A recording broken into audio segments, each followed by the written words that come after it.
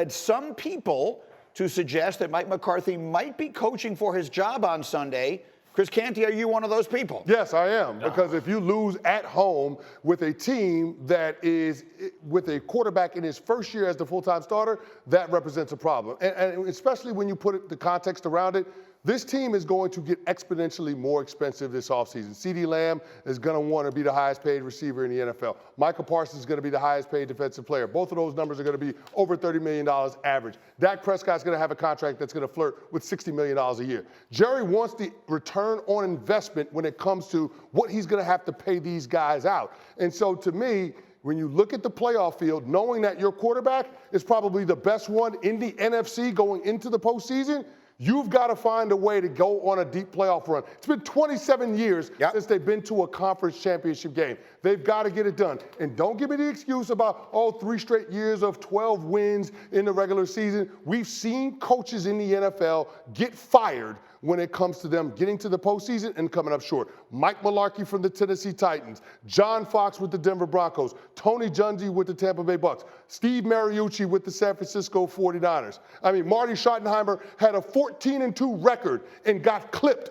It happens, and those are just in the 2000s. So it's not like we don't have a precedent for moving on from a head coach, even if he has a playoff appearance. The man did his research. Now, when I brought this up this morning in the meeting, I said, and by the way, Stephen A. Smith is on your side with this. But I said, Canty is, what did you say, Jeff? Canty is high. He's high. That's what I said. If you know everybody knows it's true. How you going to fight? Listen, how did it work out for the Chargers when they fired him? How does it work out for teams that try to move on from these guys and go do whatever they're talking about doing? Listen, at the end of the day, Mike McCarthy has won 12 games. He has a top 5 offense, a top 5 defense. You talk about the numbers they're about to have. You don't think he managed Aaron Rodgers and all those receivers in Green Bay? By the way, they've won. He's coached 17 years. And here's the hard part for me. Mike McCarthy benched me. I ain't a fan of Mike McCarthy. But as a coach, the dude can coach, bro. Like 17 years, he's had 4 losing seasons. And 2 of them, he lost Dak and Aaron. When you look at his numbers, he is as good, if not better, than Sean Payton. But everybody will put those guys in the same act. Like one's a Hall of Fame. You know why? Because he looks like me. He looks like an offensive lineman. So everybody's like, he kind of this, he's that. And listen, Andy Reid had the same coaching errors that Mike McCarthy has had in his career as well. So all the conversations about firing a dude with 12 wins is silly, bro. Go win with the guy you got. Who's going to be better is a better question. Well, so that is a legitimate question. And 2 things can be true at the same time.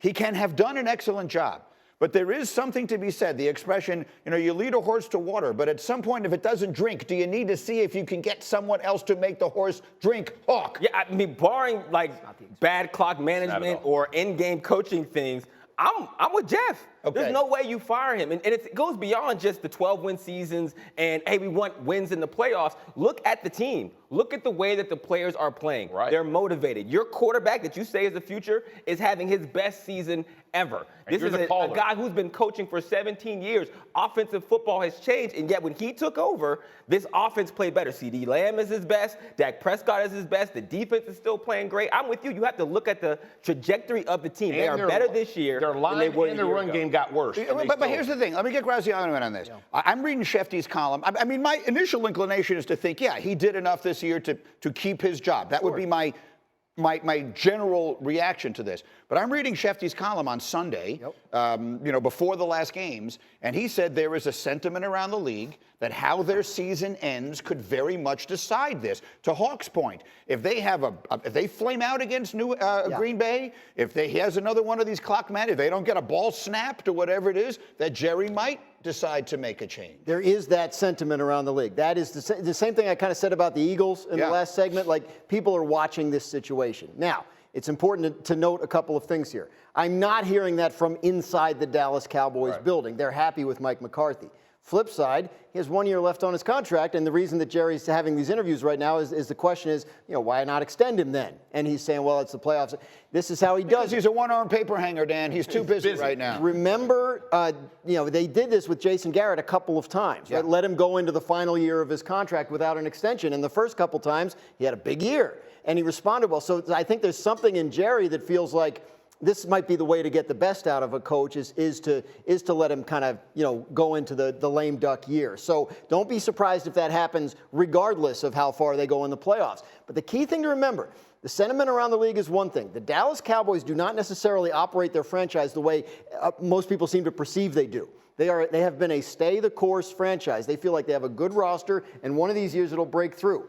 If they fall apart in the playoffs and they can pin it on McCarthy and say this guy will never win us a playoff game because he doesn't know how to coach one, then sure, maybe minds get changed. But I believe Jerry Jones's mind would have to be changed significantly if he makes a move on Mike McCarthy this offseason. So that's the beauty of a show like this, is that we've got a bunch of different opinions. They're all fully legitimate, and we'll see what they wind up doing. At the end of the day, one person will make that decision, and we all know who that one person is. Let me just reverse the question then. Do you expect it to happen? Jeff believes the Cowboys have a really nice path to the NFC Championship game. Do you? They're going to get Green Bay, and then they're most likely going to get Detroit. They stay out of San Francisco for a while. Maybe they're not. Do you like the Cowboys' path? Do you expect them to? No, I like their path, and I don't expect that they're going to lose in the wild card round. I don't think they'll lose in the divisional round, but I mean, they're still poised to go up against the San Francisco 49ers. And again, you're in a situation where you could be bounced from the playoffs 3 straight years by the same opponent. Right. Under which circumstance, if you're the owner, you're saying something has to change. All I'm saying is this. You're judged based on the results. They brought Mike McCarthy in there to win a championship. Jeff, I know you're resistant to change because of his regular season success. You asked the question about those teams moving on from those coaches.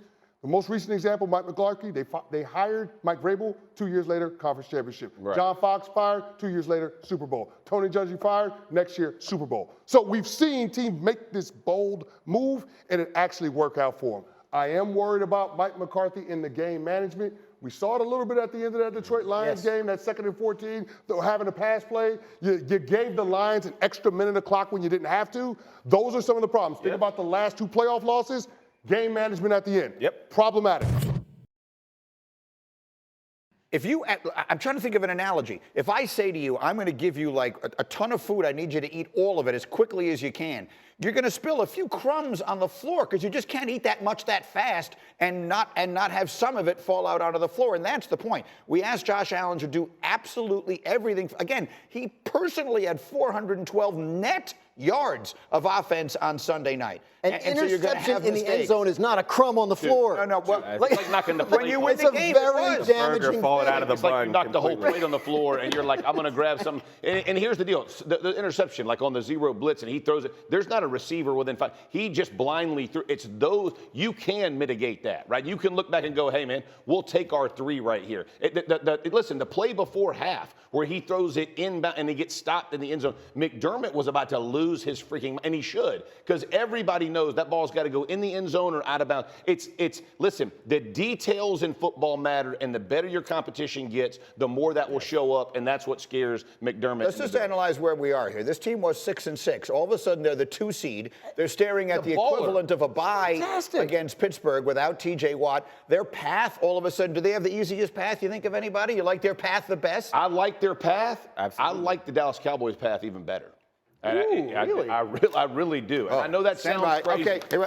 I'm just telling you. That's the end of the Buffalo conversation. And we just had the Canty conversation, but let me just say this.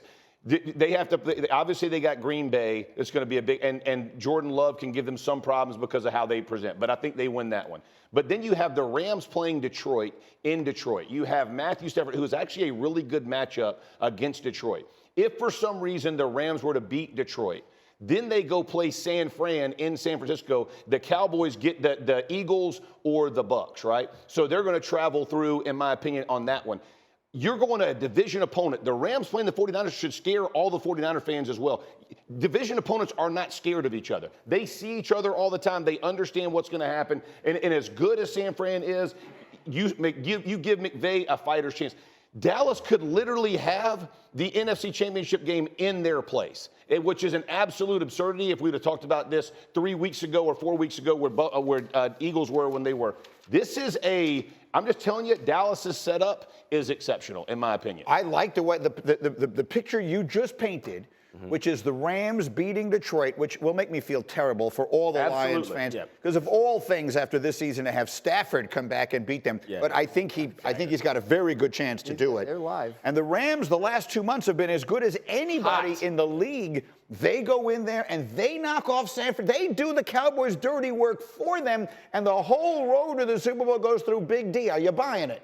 I'm buying it. And at that point, if you get in that scenario and the Cowboys lose, then we can revisit the McCarthy fire scenario. Because that is an advantageous track to a Super Bowl. The NFC Championship game, he loses at home, and we're firing. They go, what? I like this scenario, though. I like the picture that he's painting. I like it, too. I think it's worth pointing out that some of us knew all along the Cowboys would have home games in the playoffs. That's true. You did. Witchcraft. But not three of them. Not how, but that they would. Not three of them, and it could happen. I mean, I think that's a great point about Rams 49ers. If it gets to that as a division game, they play each other twice a year. They know each other well, and they're not going to be scared of each other. But yeah, Dallas, it's set up for them. It's set up. Like having the home game, that was massive to have the home game, and they need to take care of business. And think about the Rams. The only loss they had in the past month and a half 8 games is Baltimore in a close in Baltimore game. in overtime. In overtime. Like going, punch for punch. So you saw what Baltimore did the same. So it's not like it's out of the realm of possibilities. This thing could cruise through. So I think that's very important to keep in mind. If the Rams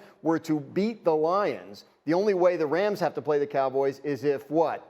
No, they don't. Right, yeah, because they're the lowest seed. Right, they move. so that's the 3-6 game will decide where everybody winds up going. So, if it's 6, then the Rams go to San Francisco. They got to be ecstatic in Dallas about the way this played out. San Fran and Baltimore are the only 2 teams that I don't like the Dallas Cowboys against. Yeah. And they can't possibly play them until conference championship or Super Bowl. Exactly.